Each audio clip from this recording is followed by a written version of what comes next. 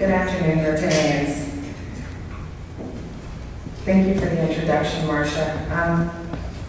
I was in Rotary for, I think, a couple years. Bert could probably tell me, in my previous post as the Executive Director for Bridgeport County.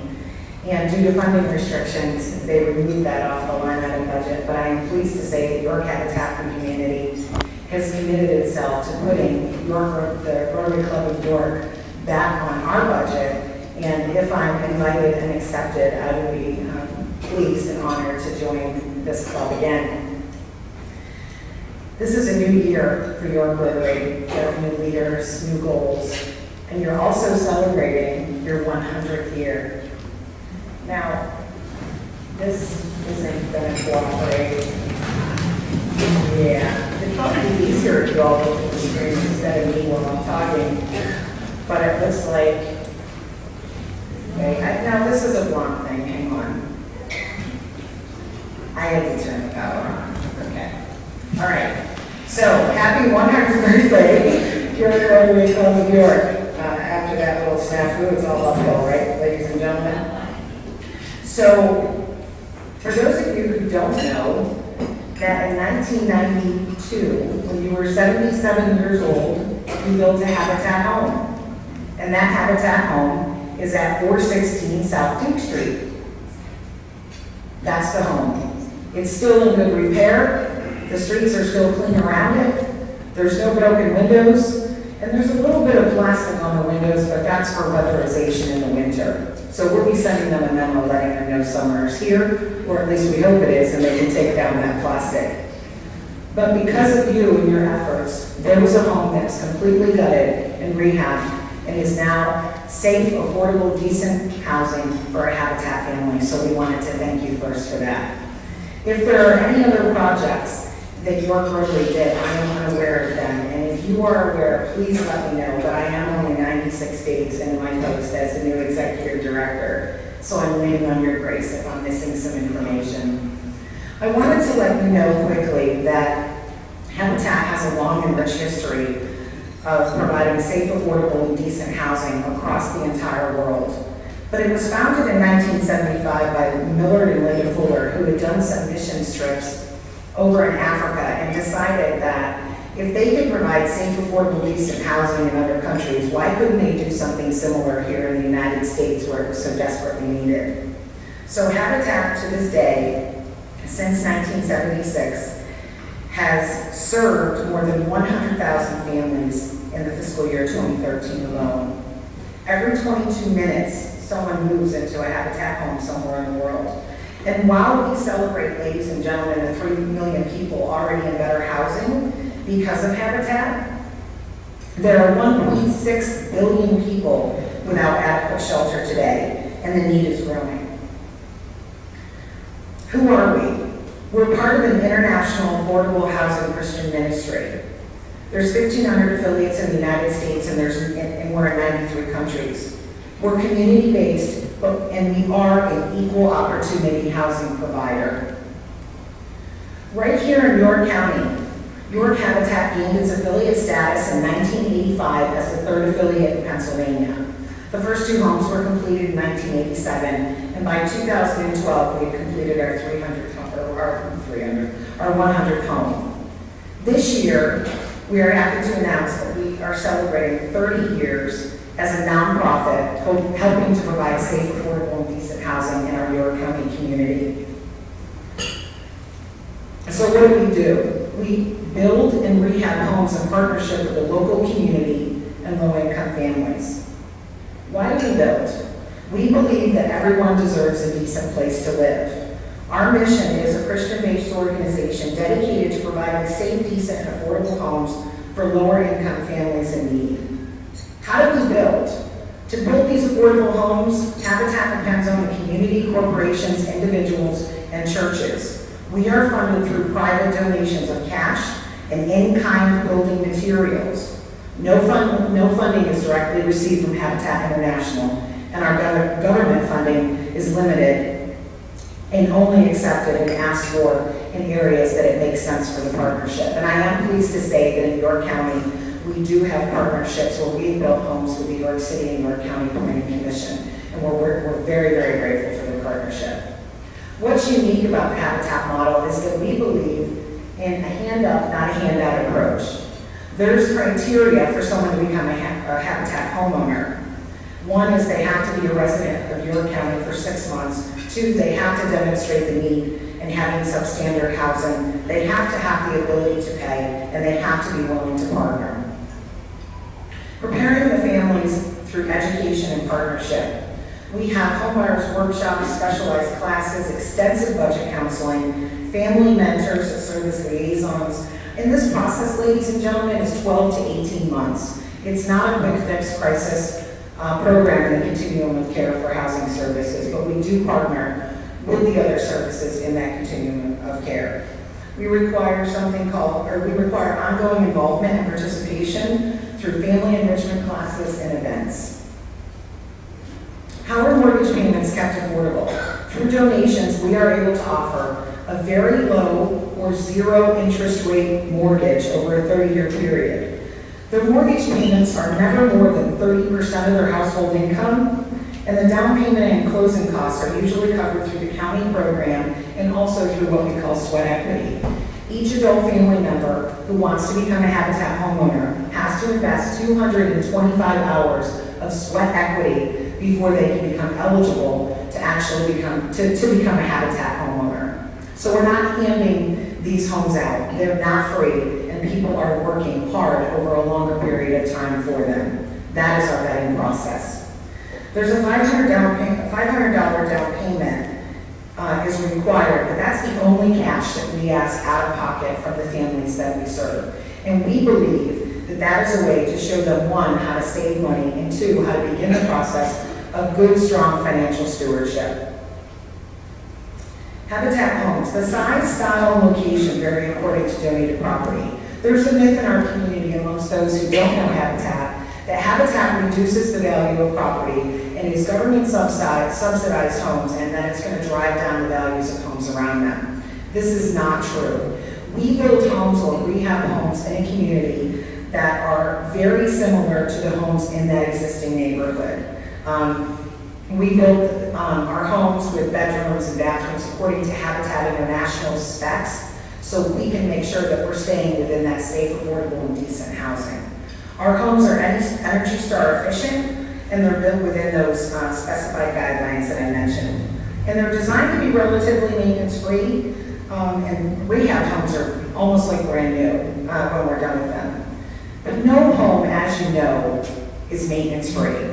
You have to clean out the gutters. You have to clean out the windowsills. You have to make sure if there's a sump pump that it's free and that the water can get to it freely. So there's a lot of things that need to be done. So we don't just hand over the keys to a Habitat homeowner. We instruct them on the various aspects of home care. So our relationship continues well beyond the dedication of the home and the handing over of the keys. So what are some of the results of this life-changing program? In Habitat for York County, we've provided 118 houses for over 412 men, women, and children. We've increased property values at a rate of $6.9 million, and this is across the county. And we've paid, Habitat families have paid $865,000 to the tax base of York County alone in 2014. Over 81% of our families are still in their Habitat home. We have a 98% success rate in mortgages paid on time. That's incredible. Habitat homeowners are a valuable part of our society and often are more involved than renters. Habitat neighborhoods let me back up. Neighborhoods that have Habitat homes in them are revitalized and they affect entire communities. When I first started at York Habitat, I began to drive around to the different communities, to the different neighborhoods within York and York County to see these Habitat homes. I wondered if they looked dilapidated or unclean or unkempt. I wanted to see firsthand how our Habitat homeowners were taking care of the property. And I'm pleased to say that out of the 60 homes that I visited, all of them were taken care of with pride. And in those neighborhoods where there was once blighted properties, many blighted properties. Habitat was able to come in and to renew that neighborhood and build a strong sense of community in that 1 or 2 street area. So what Habitat does in the local communities actually works. So what are the other benefits and what are the other things that Habitat does? Well, studies have proven that when you have safe, affordable, decent housing, things like education opportunities increase. Kids do better in school. Their health is better because their housing isn't substandard. And so we're not just building homes, ladies and gentlemen, we're impacting lives, and not just for this generation, but for generations to come. So Habitat for Humanity's goal is to build 3 to 5 more homes this year, and we want to thank you for your support. We couldn't do it without volunteers and sponsors and companies and civic groups and churches. We couldn't do what we do. You are the cornerstone of what we do at Habitat. Habitat is not the answer to affordable, safe, and decent housing. We're part of the answer. And we join a partnership with city, county, and other nonprofits in the community to handle this very, very difficult issue. So we want to thank you for that. Okay, so there's the Habitat Dog and Pony Show. And I've done it, this is my 3rd time. And eventually I won't need these slides, hopefully. But right now I still do. But I want to talk a little bit about why I'm here. And why I think, from a story perspective, Habitat is so meaningful. And yes, you can go ahead and come back and look at me, although it'll be much less easy to talk. But I was told that I should open with a joke. So this is the best I got, ladies and gentlemen. And hopefully, well, I'm just going to do it. Okay. So pay close attention, all right? Because if I have to tell it a second time, it won't be as funny. All right. So I'm a blonde.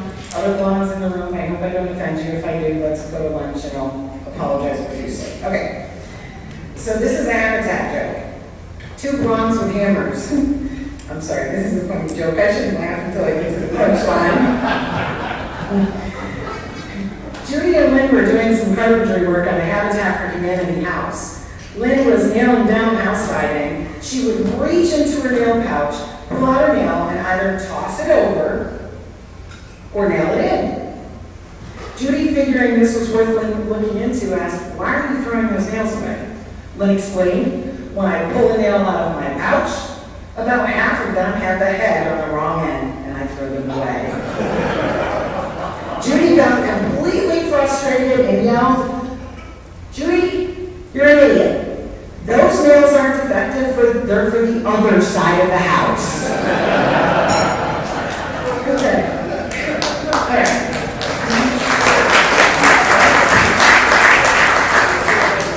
I was eating pizza at Westgate yesterday, desperately trying to find a joke, and I thought, boy, I gotta get one for Habitat. I did start looking for Rotarian jokes, and I thought, no, I guess I better keep it close to home until or unless I'm invited back to join, and then it's anyone's game.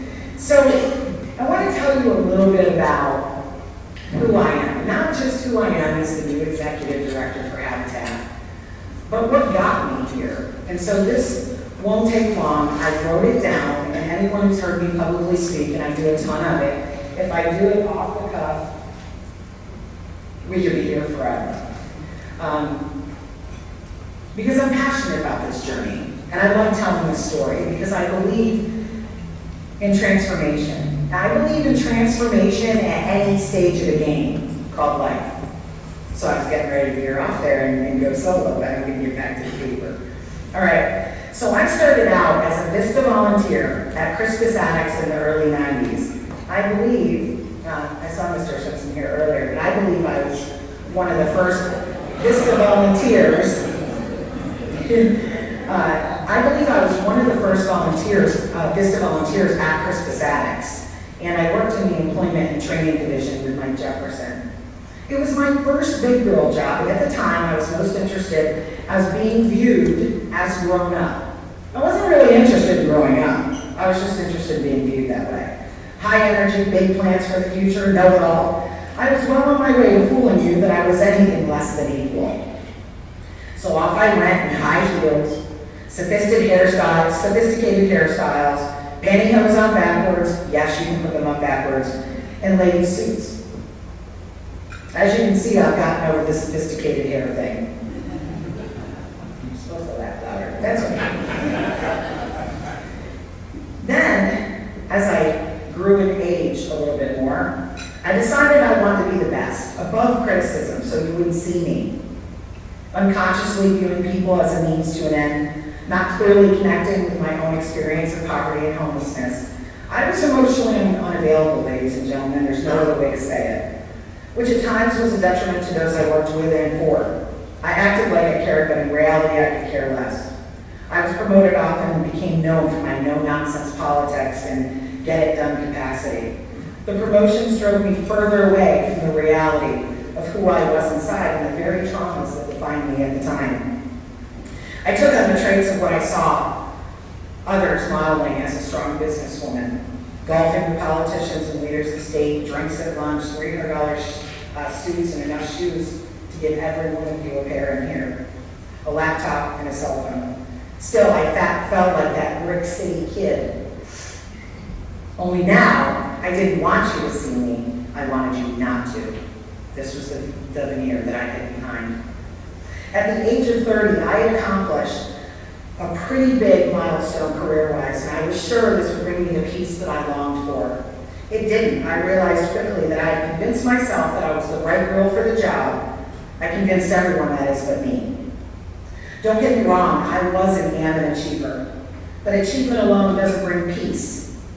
It doesn't bring self-acceptance and acceptance of others that we all long for. I have a big corner office, 118 staff, parking spot with my name on it. And I've done some notable things. I opened the first career link in the state of PA. I helped change UC law to enable entrepreneurs to be able to start their own business without having their employment compensation benefits cut. And they desperately needed and deserved. I managed multi-million dollars worth of construction projects with new career links in 8 counties, and then I hit a wall, a brick wall. All my work, all my efforts, successes, and I was still that tormented, hungry, afraid of homelessness, rejected, and lonely girl from the projects of Syracuse, New York. But for the first time in my life, I actually saw me. For those of you that have been on a journey and then one day just woke up and went, wait a minute, this is who I am, you'll understand that. I'd run out of gas, the kind of gas, the gas that's I'll show you gas and that better energy type. I no longer cared if you thought I was good enough. And without going into all the details, I was broken. And although my career was largely successful, personally, emotionally, and spiritually, I was a train wreck. So I did what I vowed to never do. I cried out to God, and He answered me. He was the first person that when I cried out in anguish, exhaustion, and fear, reached back. That was 11 years ago, ladies and gentlemen. I eventually resigned from that deputy director post and spent 2.5 years digging deep, seeking to understand and connect with God.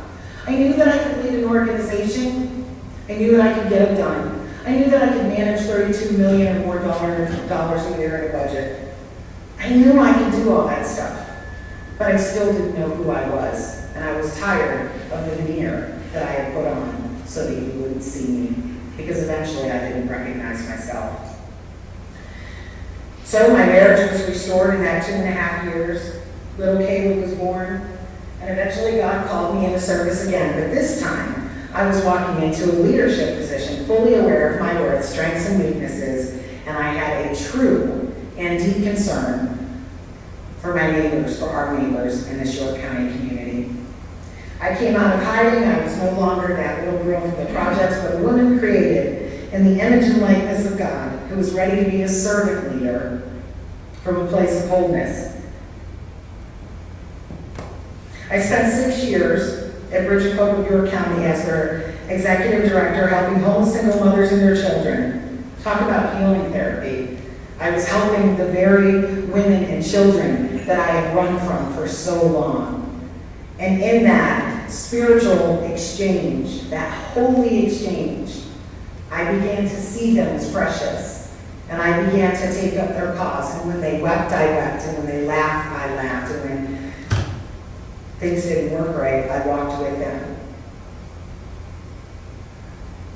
I realized that I mattered, and so did they. That poverty and unstable housing, single mothering, being widowed, or whatever the life's breaks brought to these people wasn't their fault, and it didn't have anything to do with their value. But it wasn't until I realized that my value wasn't based on what I did that I would realize and be able to partner with those in our community who are most in need. So together, I saw countless lives transformed through safe, affordable, decent housing, accountability, goals, and love. Many of my struggles resulted from the challenges of poverty, unstable housing, and living with a mentally ill single mother.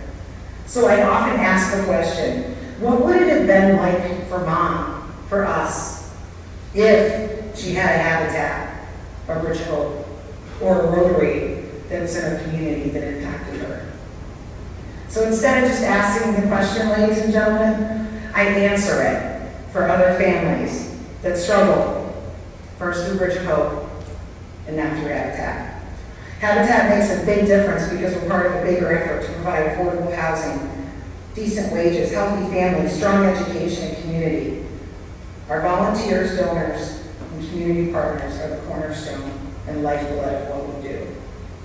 So, in closing, ladies and gentlemen, I want to personally thank you for what you've done to support Habitat, to serve your community, and to thank you for listening to me today. Congratulations on 100 years of service above self, and praise God today and for the past 11 years. I know what that means. May God richly bless you.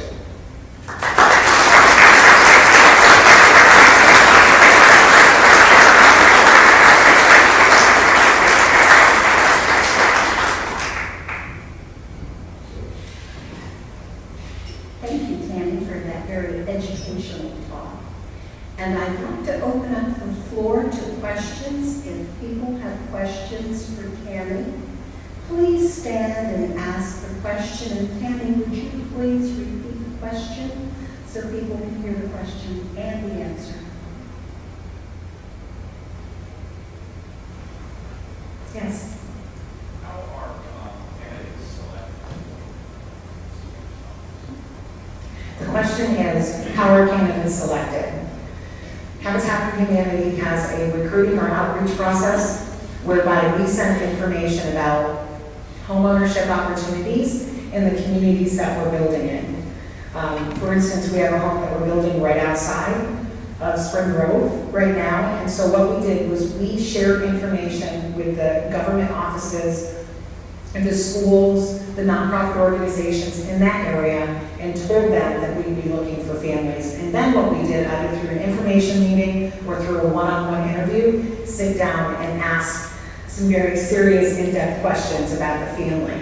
Once that part is done, an application is completed, and our Family Services Committee does the vetting process to determine whether or not a family is going to be both eligible and successful as a Habitat homeowner. The last thing we want to do is put a person in a position or a family in a position that they cannot maintain.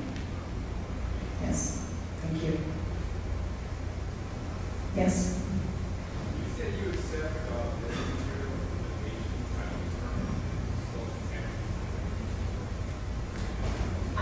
Yeah, can you repeat the question? I only heard lit materials. Yes.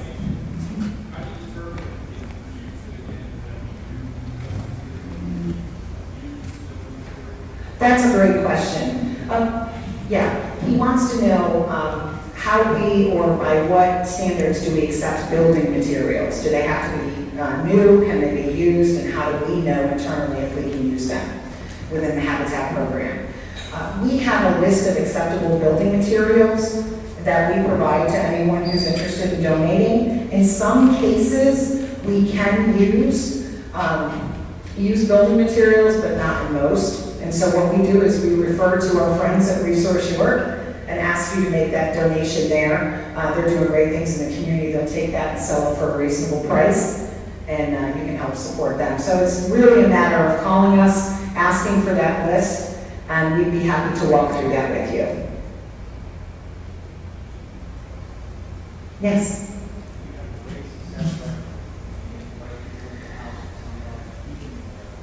What happens when the movie 50 sold or Yes, thank you. The question was, first the statement was Habitat does a great job retaining its homeowners. But what do we do when that's not the case? Do we sell the home? Do we put another Habitat approved family in there? We have a couple different scenarios. When we sign a mortgage with the family, we do a protection of equity, soft second, okay? So that homeowner can't turn around and sell that and get the equity out of it. So we're protecting our interests, right? But we have something called the right of first offer. So if a Habitat homeowner, for whatever reason, wants to sell their home, they can do that, but they have to offer it back to us first. And then we would look at repurchasing the home from them, and then trying to get another eligible Habitat family in there. Yes? Can we do you know what the average cost of rehab is for a No. And the reason I don't is because I asked that question. I should repeat the question. Do you know what the average cost of rehabbing a home at Habitat is? And then the answer was no. So, and the reason I don't know that is because it is dependent upon the condition of the home. We have a building and site committee that looks at every property that is donated to Habitat, and they make a decision, burn it, demolish it, rebuild it, whatever. So that process is handled by that committee. Yes?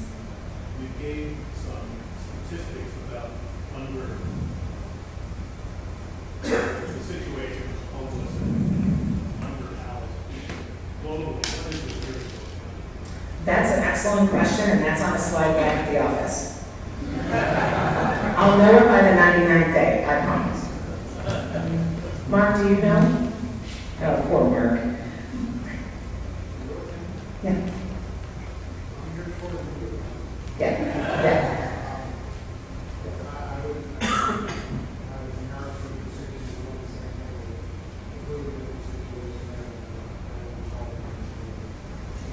Yeah, we actually do have them. I don't have them. I'm sorry. I'll get it to Bert, and then she'll get it to you guys. Thank you. It's a great question. Yes? Building codes can be very cumbersome. You get any breaks from when you get a building permit, you get a break of their compliance aspect. Okay, I think the question was, do we get any breaks on building code fees? Is that what you said? Compliance to the, Oh, no. Oh, no. No, there's no breaks in compliance. All of our homes are built to building code standards in the area that we're building in. We do have, however, great relationships with lots of inspectors, in the communities that we work in, and we work very hard to build those over the 30 years that we've been in business in this community. But if somebody, wanted to sponsor, building permits for the next 25 years, that'd be fantastic. Yes? What's the biggest challenge right now for the organization? The question is, what is the biggest challenge for the organization right now? Money. We're in a day and age where my boss explained it like this. Years ago, NASCAR, you'd see one sponsor splattered all over their car, right? Now you see several sponsors splattered all over the car. So Habitat is facing those very same issues, finding the resources to build the number of homes in the community, the need versus the supply and demand are where they need to be. Yes? What is the cost of sponsorship for a group like ours to sponsor a home? That's an awesome question. Cost to sponsor a home is anywhere between $80,000 and $110,000. And you say, why the variance? Right, yeah. You say why, why variance? Because it depends on the size of the family, the area that we're building in. Sometimes there's homeowner associations, whether or not we have to buy the land or the land is donated, what site development work needs to be done. So there's a lot of contributing factors that determine how much a home is going to cost. But before we accept a house sponsor, we know those costs in general, before we start that sponsorship.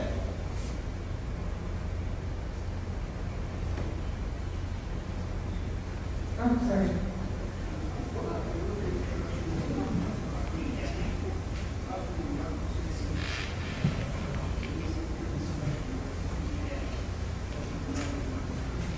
Well, we're probably 75-25 split, new construction versus rehab.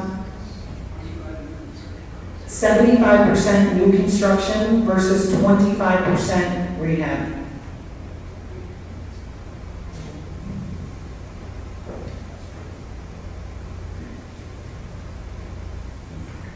Oh, one more. Why that disparity? Why not more rehab? Well, when properties are donated to York Habitat for Humanity, we have to look at the financial feasibility of rehabbing that property. If it's more cost efficient to demolish that property because of that property's needs and build new, then that's what we do. So it just depends on the properties that are donated to us, the size of the families, and the actual community in York County that we're building in. So it's not like we set out to say, we're going to build 5 new this year, and we're going to rehab 5. We really are responsive to what is being donated to us and the needs of the families that we're serving.